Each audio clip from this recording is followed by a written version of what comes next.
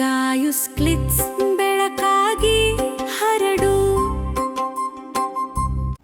Hello ನಮಸ್ಕಾರ ಎಲ್ರಿಗೂ, ನಾನು Gayatri. Welcome to my channel Gayus ಕ್ಲಿಟ್ಸ್. ಇವತ್ತು ಸಂಡೇ ಮಾರ್ನಿಂಗ್ ತಲೆಗೆ ಎಣ್ಣೆ ಹಚ್ಕೊಂಡು ನಿಧಾನವಾಗಿ ಕೆಲಸ ಮಾಡುವಂಥ ದಿನ. ಸೊ ಇವತ್ತು ಸ್ವಲ್ಪ ರಿಲ್ಯಾಕ್ಸ್ ಮೋಡಲ್ಲೇ ಇದ್ದೀವಿ.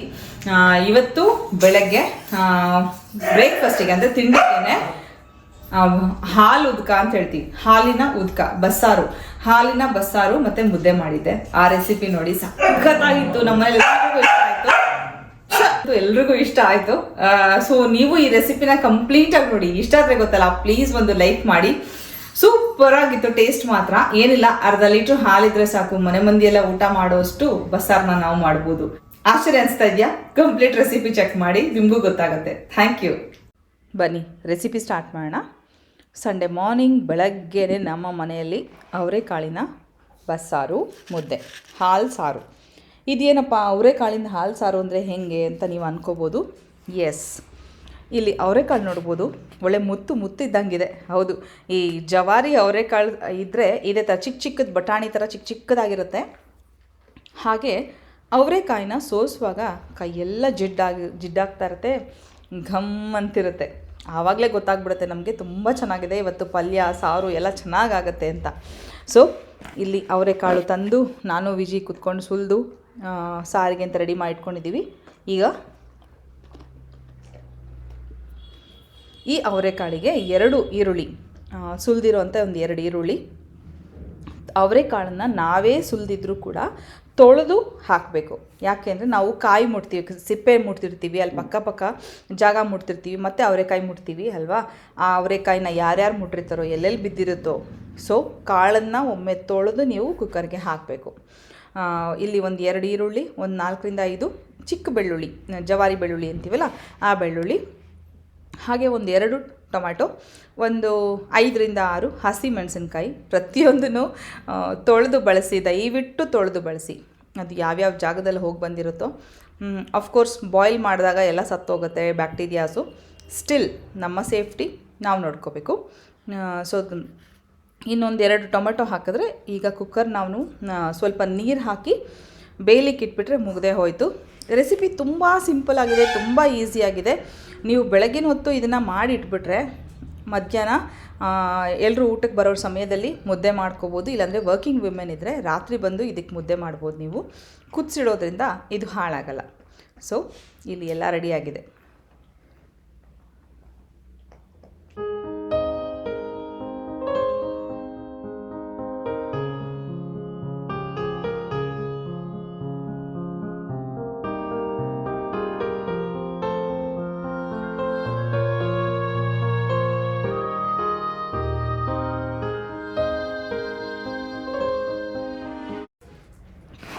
ನೀರು ಉಪ್ಪು ಎರಡನ್ನೂ ಹಾಕಿ ಬೇಯಿಸಿ ಈಗ ನಾನು ಕುಕ್ಕರ್ ಇಡ್ತಾಯಿದ್ದೀನಿ. 2 ವಿಷಿಲ್ ಬರಬೇಕು. ಅವರೆಕಾಳು ಬೇಯಬೇಕು. ಇದು ಸೊಪ್ಪಿಲ್ಲದೆ ಇರೋವಂಥ ಬಸ್ಸಾರಲ್ಲ, ಸೊಪ್ಪು ಹಾಕ್ತಾಯಿದ್ದೀನಿ. ಅರವೆ ಸೊಪ್ಪು, ಎಳೆ ಅರವೆ ಅಂತ ಹೇಳ್ತೀವಿ ನಾವು, ಅರವೆ ಸೊಪ್ಪಿನ ಸಾರು. ಸೊ ಸೊಪ್ಪನ್ನು ಈಗಲೇ ಹಾಕಿಬಿಟ್ರೆ ಪೂರ್ತಿ ಮಸ್ಗೋಗ್ಬಿಡುತ್ತೆ. ಹಾಗಾಗಿ ಸೊಪ್ಪನ್ನ ಈ ಟೈಮಲ್ಲಿ ಹಾಕೋದು ಬೇಡ. ಇದಿಷ್ಟನ್ನ ಫಸ್ಟ್ ನಾವು ಬಾಯ್ಲ್ ಮಾಡ್ಕೊಂಬೇಡ, ಒಂದು 2 ವಿಷಿಲ್ ಹೊಡೆಸ್ಕೊಂಡು ಬೇಯಿಸ್ಕೋಣ. ಸೊಪ್ಪನ್ನು ತೊಳೆಯೋದನ್ನು ನಾನು ತೋರಿಸ್ತಾ ಇದ್ದೀನಿ ನಿಮಗೆ. ನಾನು ಒತ್ತಿ ಕೊತ್ತಂಬರಿ ಸೊಪ್ಪು ತೊಳೀರಿ. ಸೊಪ್ಪನ್ನು ಈ ರೀತಿ ಜಾಸ್ತಿ ನೀರಲ್ಲಿ ಅದ್ದಿ ತೊಳೆದು ತೆಗೆದು ಆನಂತರ ಸಣ್ಣದಾಗಿ ಹಚ್ಕೊಳ್ಳಿ. ನೀವು ಹೆಚ್ಕೊಳ್ಳೋಕೆ ಮುಂಚೆ ಹೆಚ್ಚಿಬಿಟ್ಟು ಆನಂತರ ತೊಳೆದ್ರೆ ಅದರಲ್ಲಿರೋ ಪೌಷ್ಟಿಕಾಂಶ ಹೋಗುತ್ತೆ. ಹಾಗೆ ಇನ್ನೂ ಕೆಲವರಿಗೆ ನಲ್ಲಿ ಕೆಳಗೆ ಕೈ ಹಿಡ್ಕೊಂಡು ಸೊಪ್ಪು ತೊಳೆಯುವಂಥ ಅಭ್ಯಾಸ, ದಯವಿಟ್ಟು ಆ ತಪ್ಪನ್ನು ಮಾಡಬೇಡಿ. ಮರಳು ಮಣ್ಣು ಗಂಡು ಮಕ್ಕಳಿಗೆ ತುಂಬ ಕೆಟ್ಟದು, ಎಲ್ರಿಗೂ ಕೆಟ್ಟದೇ ಅದು. ಆ ಥರ ಮಾಡಬೇಡಿ. ಸೊಪ್ಪನ್ನು ಮೊದಲು ಕ್ಲೀನಾಗಿ ಸೋಸ್ಕೊಂಡು ಅದರಲ್ಲಿರೋಂಥ ಏನು ಗೊತ್ತಾ, ಚಾಕು ತೊಗೊಂಡು ಸೊಪ್ಪಿನ ಕಟ್ಟಿನ ಬೇರನ್ನು ಕಟ್ ಮಾಡಿಬಿಟ್ರೆ ಸೊಪ್ಪು ಕ್ಲೀನ್ ಆಯಿತು ಅಂದ್ಕೊಳ್ಳೋ ಎಷ್ಟೋ ಹೆಣ್ಮಕ್ಳಿದ್ದೀವಿ. ಅದಲ್ಲ, ತುಂಬ ತಪ್ಪು. ಅದರಲ್ಲಿ ಪಾರ್ಥಿನಿಯಂ ಗಿಡ ಇರುತ್ತೆ, ಹುಲ್ಲಿರುತ್ತೆ, ಬೇಕಿಲ್ದಿರೋಂಥ ಎಷ್ಟೋ ಸಸಿಗಳು ಬಂದಿರುತ್ತೆ. ದಯವಿಟ್ಟು ಹೇಳ್ತೀನಿ, ಒಳ್ಳೆಯದನ್ನು ಮಾತ್ರ ನೋಡಿ ಇನ್ಸ್ಪೈರ್ ಆಗಿ ಏನೇನೋ ನೋಡಿಕೊಂಡು ಇದು ಮಾಡೋಕ್ಕೆ ಹೋಗಬೇಡಿ. ಯಾವತ್ತೂ ಸೊಪ್ಪನ್ನ ಬೇರನ್ನ ಕಟ್ ಮಾಡಿಬಿಟ್ಟು ಹಂಗೆ ನೋಡೋದು ಹಾಕೋದು ಅಲ್ಲ. ಒಂದೊಂದೇ ಕಡ್ಡಿ ತೆಗೆದು ನೀವು ಸೋಸ್ಕೊಂಡಾಗಲೇ ನಿಮಗೂ ಗೊತ್ತಾಗೋದು ಅದರಲ್ಲಿ ಬೇರೆ ಯಾವ ಸೊಪ್ಪು ಬೆರೆತ್ಕೊಂಡಿದೆ ಅಂತ. ಸೊ ತುಂಬ ಸ್ಟ್ರೆಸ್ ಮಾಡಿ ಯಾವಾಗಲೂ ಸೊಪ್ಪು ತೊಳೆಯೋದ್ರ ಬಗ್ಗೆ ಹೇಳ್ತಾ ಇರ್ತೀನಿ. ದಯವಿಟ್ಟು ಕ್ಲೀನಾಗಿ ತೊಳೆದು ಬಳಸಿ. ಕೆಲವೊಂದು ಸಲ ಹುಳನೂ ಬಂದಿರುತ್ತೆ. ಓಕೆ, ಇಲ್ಲಿ ಸೊಪ್ಪನ್ನ ಸಣ್ಣದಾಗಿ ಹಚ್ಚಿಟ್ಕೊಳ್ತೀನಿ ನಾನು ಇವಾಗ. ಹಾಗೆ ಕಾಳಿನ ಒಗ್ಗರಣೆಗೋಸ್ಕರ 1-2 ಈರುಳ್ಳಿನ ಹೆಚ್ಚಿ, 1 ಮೆಣಸಿನ್ಕಾಯಿ, ಈರುಳ್ಳಿ, ಕರಿಬೇವು, 1-2-3 ಬೆಳ್ಳುಳ್ಳಿನ ಜಜ್ಜಿ ಇಟ್ಕೊಳ್ತೀನಿ.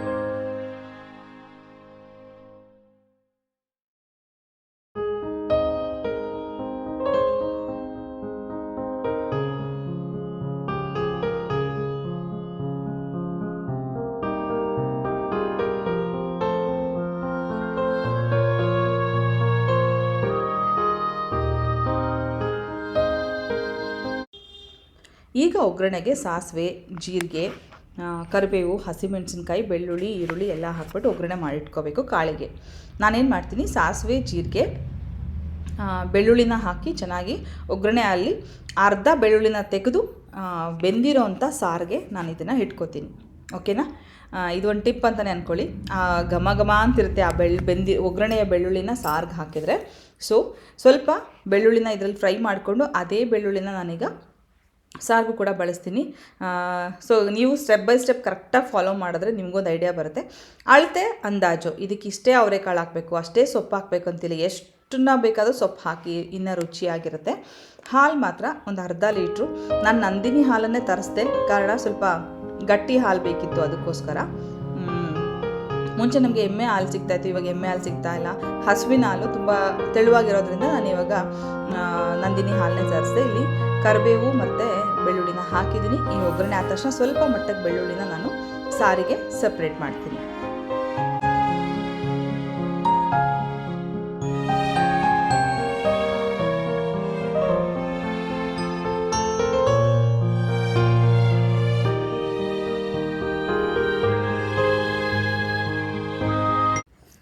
ಹಾಗೆ ಈ ಕಡೆ ಬಂದರೆ ಕುಕ್ಕರ್ ಓಪನ್ ಮಾಡಿ ಅದರಲ್ಲಿ ಬೆಂದಿರೋವಂಥ ಟೊಮ್ಯಾಟೊ, ಈರುಳ್ಳಿ, ಬೆಳ್ಳುಳ್ಳಿ, ಹಸಿಮೆಣಸಿನ್ಕಾಯಿನ ಸಪ್ರೇಟ್ ಮಾಡಿ ಇಟ್ಕೊಳ್ತೀನಿ. ಅದನ್ನು ತೊಗೊಳ್ಳುವಾಗ 1-2 ಕಾಳು ಬಂದರೆ ಏನೂ ಆಗಲ್ಲ, ಯಾಕಂದರೆ ನಾವು ರುಬ್ಲಿಕ್ಕೆ ಕಾಳನ್ನು ಕೂಡ ಹಾಕ್ಕೊಳ್ಳೋದ್ರಿಂದ ಏನೂ ತಪ್ಪಿಲ್ಲ. ಸೊ ಈ ಥರ ಈರುಳ್ಳಿ, ಬೆಳ್ಳುಳ್ಳಿ, ಟೊಮ್ಯಾಟೊ, ಹಸಿಮೆಣಸಿನ್ಕಾಯಿನ ಸಪ್ರೇಟ್ ಮಾಡಿ ಒಂದು ತಟ್ಟೆಯಲ್ಲಿ ಇಟ್ಕೊಳ್ಳಿ.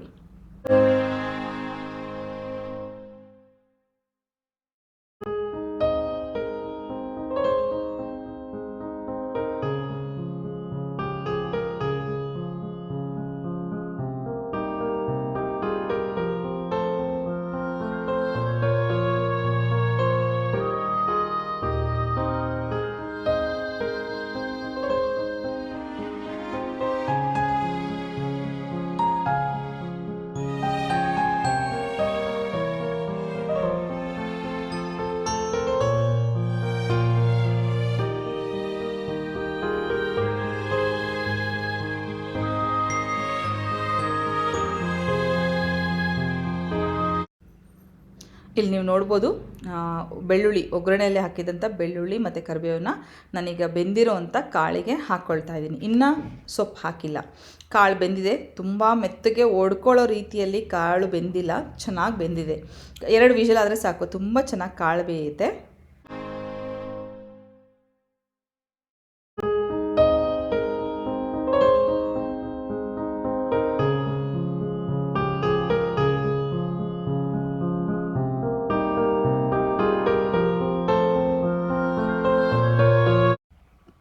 ಈಗ ಬೆಂದಿರುವಂಥ ಆ ಕಾಳಿಗೆ ನಾನು ಹೆಚ್ಚಿಟ್ಕೊಂಡಿರುವಂಥ ಸೊಪ್ಪನ್ನು ಹಾಕ್ತಾಯಿದ್ದೀನಿ. ಬೇರೆ ಏನನ್ನೂ ಹಾಕೋ ಅವಶ್ಯಕತೆ ಇಲ್ಲ. ಸೊಪ್ಪನ್ನು ಹಾಕಿ ಉಪ್ಪು ನೋಡಿ, ಉಪ್ಪು ಅವಶ್ಯಕತೆ ಇದೆ ಸ್ವಲ್ಪ ಉಪ್ಪು ಹಾಕಿ ಇದು ಸೊಪ್ಪು ಬೇಯಲಿ. ಒಂದು 2-3 ಕುದಿಯೋಷ್ಟರಲ್ಲಿ ಸೊಪ್ಪು ಬೆಂದೋಗುತ್ತೆ. ಆ ನಂತರ ನಾವು ಇದಕ್ಕೆ ಹಾಲನ್ನು ಸೇರಿಸೋಣ.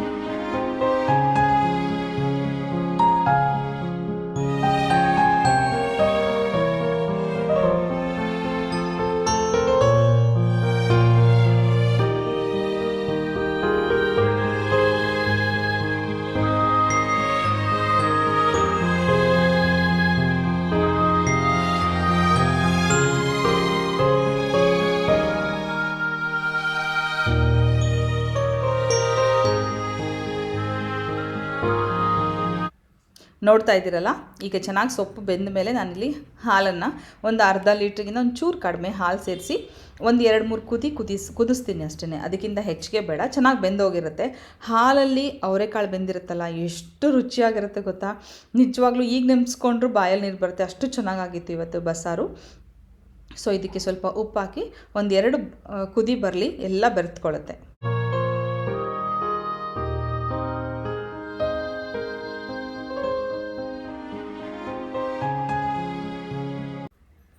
ಹಾಗೆ ಕುದಿ ಬರುವಂಥ ಸಮಯದಲ್ಲಿ ನೀವು ಹೆಚ್ಚು ಕಾಯಿ ತುರಿ ಹಾಕಿ ಇದನ್ನು ಮತ್ತೆ ನಾವು ಕುದಿಸಿದಾಗ ಕಾಯಿಯಲ್ಲಿರುವಂಥ ಅಂಶನೂ ಕೂಡ ಬಿಟ್ಕೊಂಡು ಇನ್ನೂ ಚೆನ್ನಾಗಿ ತಿಕ್ಕಾಗಿ ಆಗುತ್ತೆ.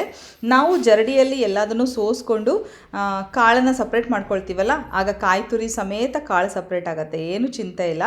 ಸೊ ಇದರಲ್ಲಿ ಕಾಯಿ ತುರಿ ಸಮೇತ ಇದನ್ನು ಕುದಿಸಿ ಒಂದು 2-3 ಕುದಿದ ನಂತರ ನಾವು ಇದನ್ನು ಆಫ್ ಮಾಡ್ಬೋದು.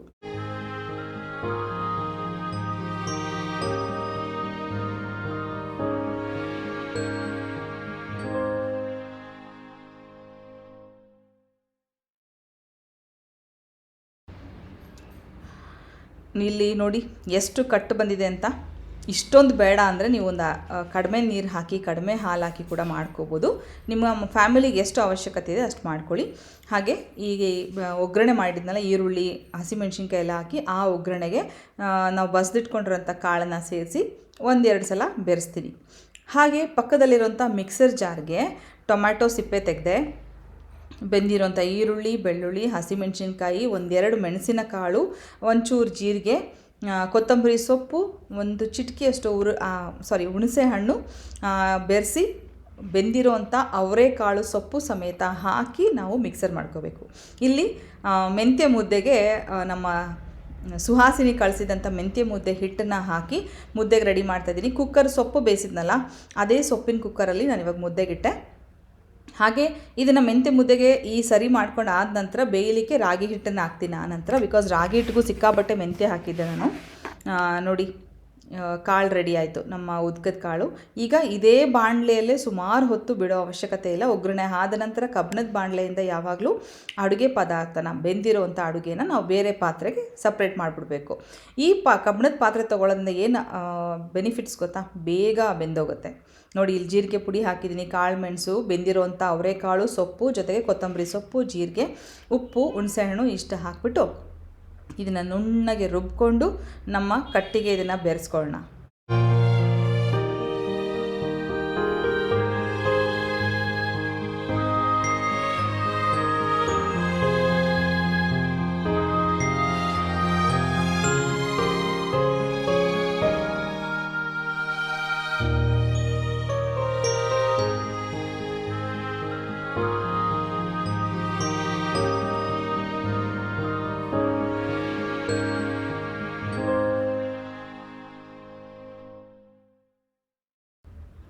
ರುಬ್ಬಿರುವಂಥ ಈರುಳ್ಳಿ ಬೆಳ್ಳುಳ್ಳಿ ಎಲ್ಲ ಪೇಸ್ಟನ್ನು ನಾನು ಇದಕ್ಕೆ ಹಾಕಿ ಇವಾಗ ಒಂದು 2 ಕುದಿ ಕುದಿಸ್ತೀನಿ. ಇದು ಬಾಯ್ಲ್ ಆದ ತಕ್ಷಣ ಒಂದು 2 ಕುದಿ ಕುದ್ದ ತಕ್ಷಣ ಇದನ್ನು ಆಫ್ ಮಾಡ್ತೀನಿ. ಈ ಕಡೆ ಮುದ್ದೆ ರೆಡಿ ಆಗ್ತಾಯಿದೆ. ಎಲ್ಲ ಸೇರಿಕೊಂಡು ತಟ್ಟೆಗೆ ಬಡಿಸಿದ ಮೇಲೆ ನೋಡಿ ಹೇಗಿರುತ್ತೆ ಅಂತ. ಈಗ ಇದೇ ಮೆಂತ್ಯ ಮುದ್ದೆಗೆ ರಾಗಿ ಹಿಟ್ಟನ್ನು ಹಾಕ್ತಾಯಿದ್ದೀನಿ. ರಾಗಿ ಹಿಟ್ಟು ಹಾಕಿ ನನಗೆ ಆ ಕಡೆ ಎಲ್ಲೋ ಕೆಲಸ ಅಂದರೆ ಬ್ಯುಸಿ ಏನೋ ಮಾಡ್ತಾಯಿದ್ದೆ. ನಮ್ಮ ವಿಜಿ ಕರೆದು ಬಾಯಲ್ಲಿ ಕೂಡಿಸು, ನೀನು ಇದನ್ನು ಮುದ್ದೆ ಕೂಡಿಸೋ ಅಷ್ಟರಲ್ಲಿ ನಾನು ಆ ಕಡೆ ಅದನ್ನು ರೆಡಿ ಮಾಡ್ಕೊಳ್ತೀನಿ ಅಂಥೇಳಿ. ನೋಡಿ ನಮ್ಮ ವಿಜಿ ಕೂಡಿಸ್ತಾ ಇದ್ದಾನೆ.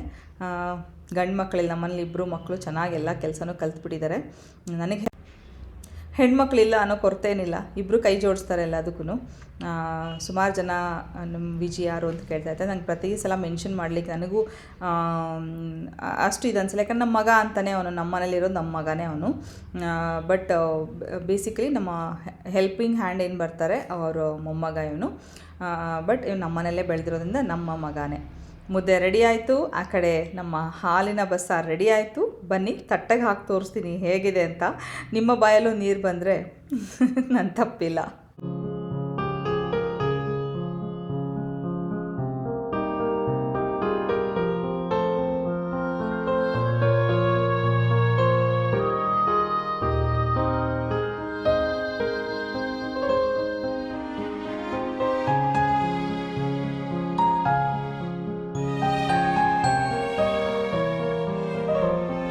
ಹೃದಯದಲ್ಲಿ ಆಶೆಯ ಹೂವನ್ನೇ